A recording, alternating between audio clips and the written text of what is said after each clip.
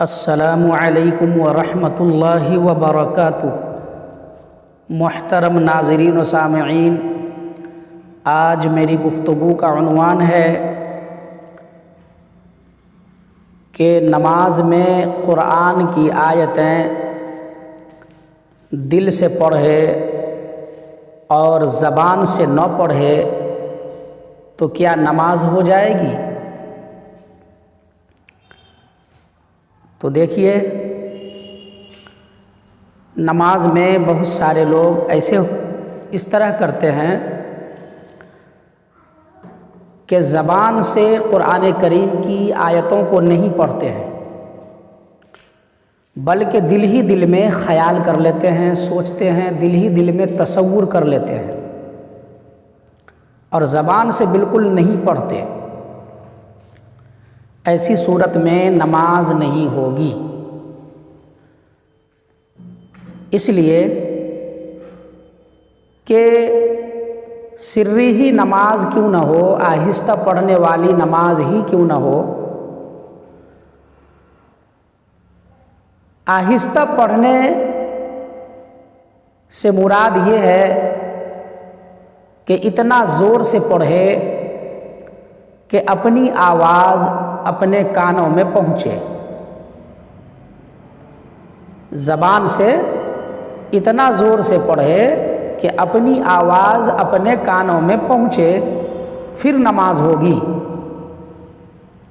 اور اگر کوئی اس سے کم آواز میں پڑھا کہ اپنی آواز خود کو سنائی نہ دے تو نماز نہیں ہوگی۔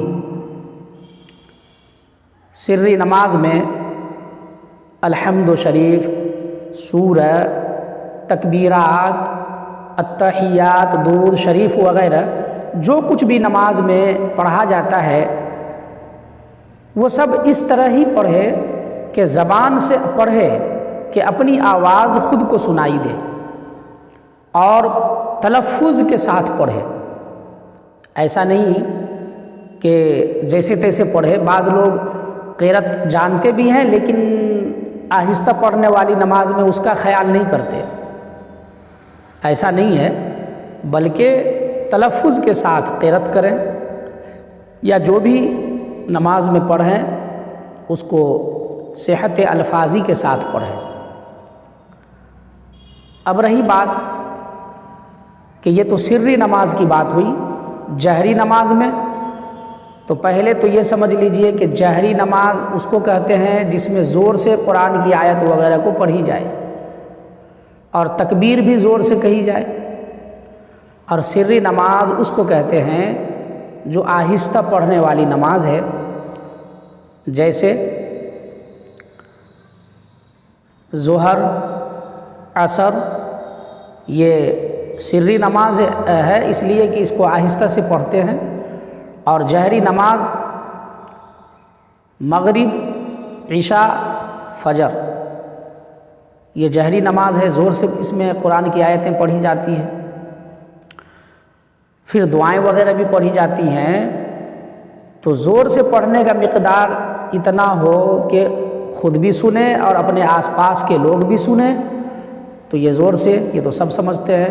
لیکن آہستہ پڑھنے کا مقدار یہ ہے کہ اپنی آواز اپنے کانوں میں پہنچے،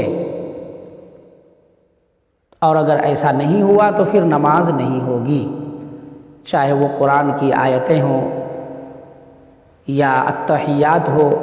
لیکن اگر درود شریف یا دعائے معصورہ اس طرح پڑھا کہ نماز میں صرف خیال کر لیا، زبان سے نہیں پڑھا، تو سنت ادا نہیں ہوگی، گویا ایسی نماز ہوگی جس میں سنت کی رعایت نہ کی گئی ہو۔